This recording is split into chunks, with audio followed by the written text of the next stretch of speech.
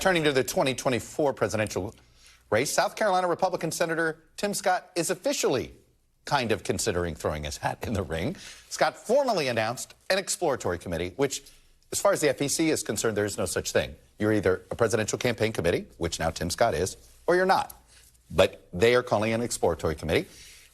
He set that up. He takes him to Iowa, New Hampshire, and his home state of South Carolina this week.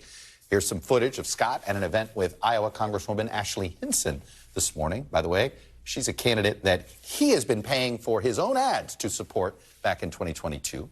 A favorite of his Senate colleagues, Scott was his caucus's point man on police reform negotiations with Democrats after the killing of George Floyd. But those bipartisan bona fides were nowhere to be found in his launch video that focused more on his own backstory and his contempt for the current version of the Democratic Party.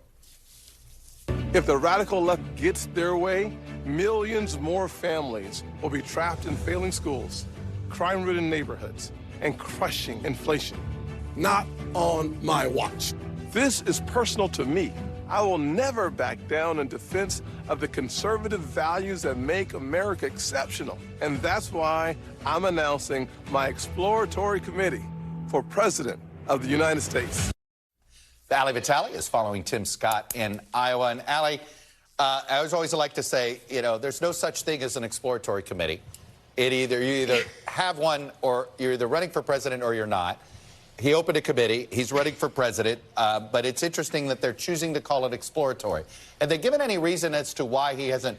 Is there a final decision he's looking to contemplate here?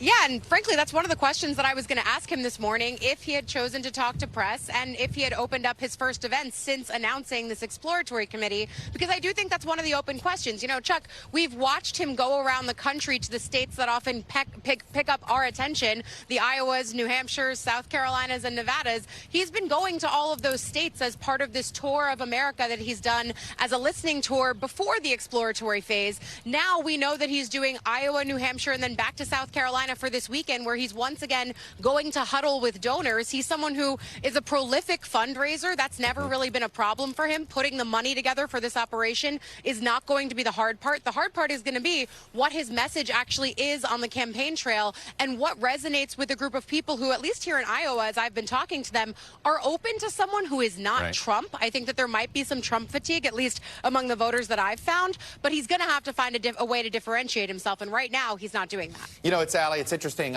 He reminds me of candidates in the past where they're incredible on paper candidates, and then you see them play out and you're wondering, okay, is it, on the Democratic side, Bill Bradley and John Glenn are two of my favorite examples. Incredible on paper candidates, and they just struggle to connect. Did you see evidence there? Is he connecting? Is there an audience there? Or even Senator Kamala Harris, someone who I think of who struggled here in Iowa and then ultimately dropped out before ballots were even cast. I think there are a lot of those kinds of people. There's a question of if that's going to be Senator Tim Scott. I think there's a real question, as someone who's watched Governor Ron DeSantis over the course of 2 gubernatorial campaigns, if he's going to have that same kind of a problem of connecting in the kind of retail politics that is bread and butter here in Iowa and in New Hampshire. For Scott, though, I think the fact that he came in, did a closed press event for his first event here. We're going to do another event with him here later tonight in just a few hours behind me. It's going to be interesting to see the way that he actually talks with this crowd, the things that he isn't necessarily leading with in terms of the thing that we know him for on the Hill, leading on police reform in bipartisan fashion. He hasn't talked about that here yet. It's going to be interesting with what he leads with to connect here.